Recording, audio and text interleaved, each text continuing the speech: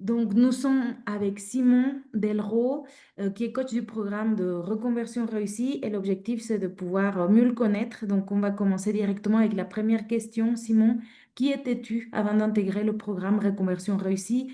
Quelle était ta situation et qu'est-ce qui t'a donné envie d'envisager une reconversion professionnelle?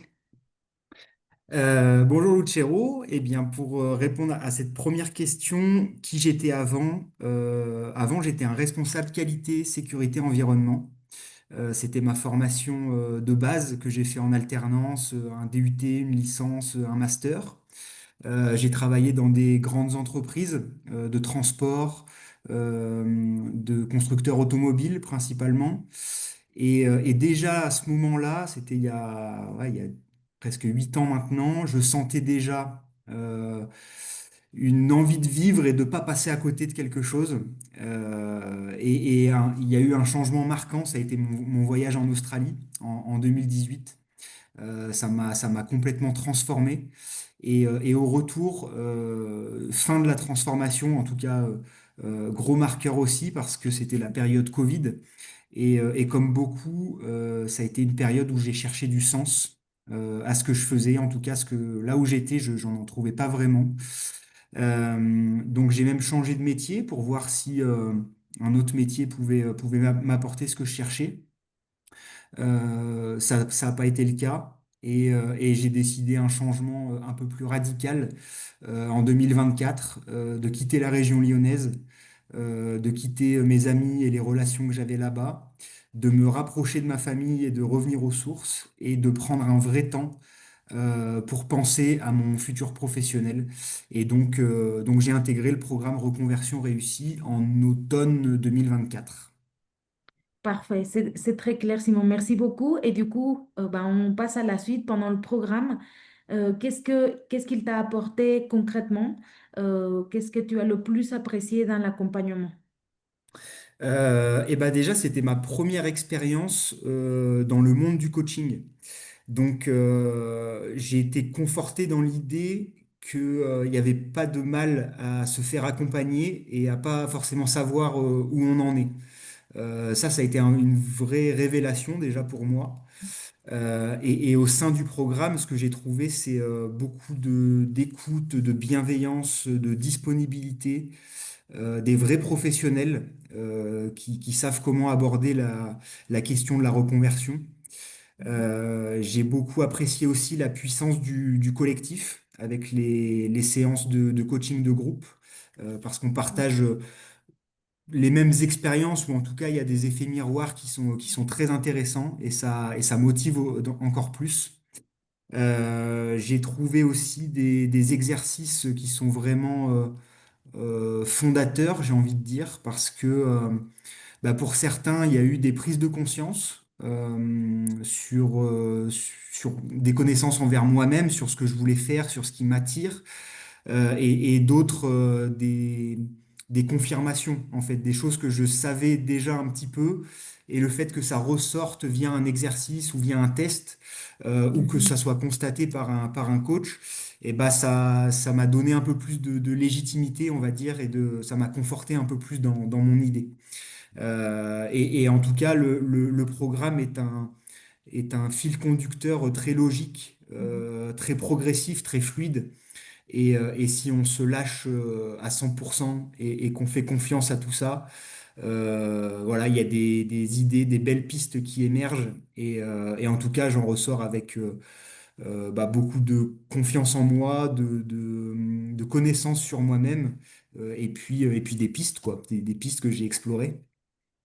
Et justement, qu'est-ce qui s'est passé après? C'est un parcours un peu particulier parce qu'on en parle. Tu fais maintenant partie de l'équipe de reconversion réussie en tant que coach. Mais bon, je te laisse en parler. Qu'est-ce qui a changé pour toi depuis le programme? Quels résultats ou prises de conscience ont marqué la suite de ton parcours?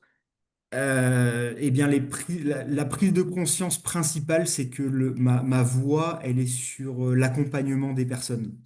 Donc, il y a eu plusieurs pistes qui ont émergé. Il y a eu le coaching, effectivement, parce que dans cette découverte au sein du programme, eh ben, en fait, je me suis carrément projeté aussi à me dire, moi j'aimerais beaucoup en fait pouvoir accompagner des gens comme j'ai été accompagné moi aussi. Mhm, Donc j'ai effectivement fait une formation de coach professionnel et j'ai obtenu la certification il y a pas très longtemps. mhm, Donc la suite là-dessus, bah, c'est ouvrir une activité, puis développer aussi différentes formes d'accompagnement via le coaching. Et je me suis challengé aussi sur une autre voie pro, parce que je préfère voir avec des et qu'avec des ou. Et la mhm, voie de la kinésiologie m'attire beaucoup. Et en fait, je me suis lancé aussi dans cette formation. J'ai un examen au mois de décembre. C'est de l'accompagnement, de l'accompagnement quête vers le bien-être pour les personnes.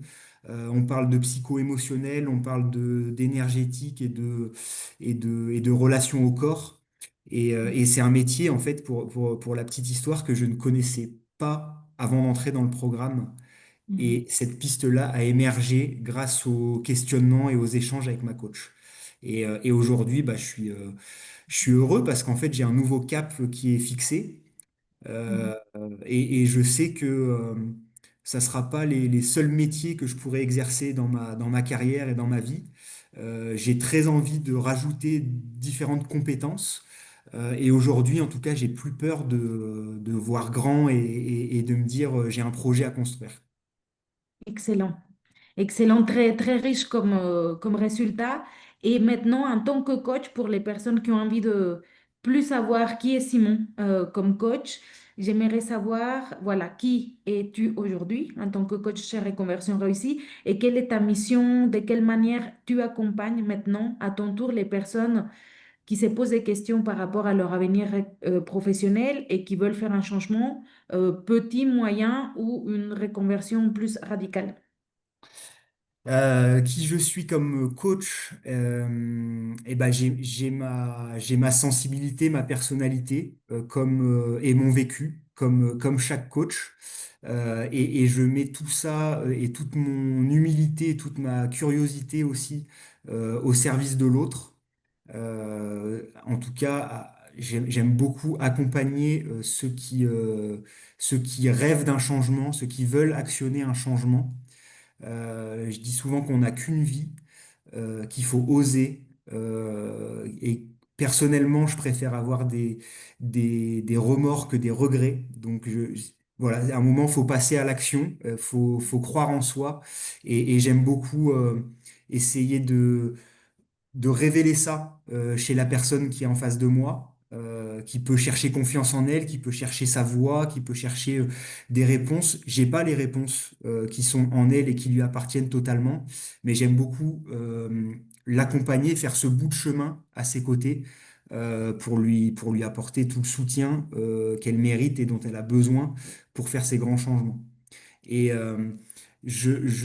au début de mon expérience de coaching, je répétais souvent une phrase que j'avais entendue qui m'avait marqué. C'est quand la peur frappe à ta porte, il te suffit d'ouvrir la porte pour te rendre compte qu'il n'y a personne. Cette phrase, elle m'a marqué, elle m'a permis beaucoup de changements, de passage à l'action. Mais avec le recul, je pense que cette phrase n'est pas tout à fait vraie. Je la remets en question parce qu'en fait, une peur, elle existe, elle est là, elle est à prendre en compte. Et en général, elle veut nous dire quelque chose. Elle veut nous dire quelque chose sur une part de nous qui mérite d'être explorée.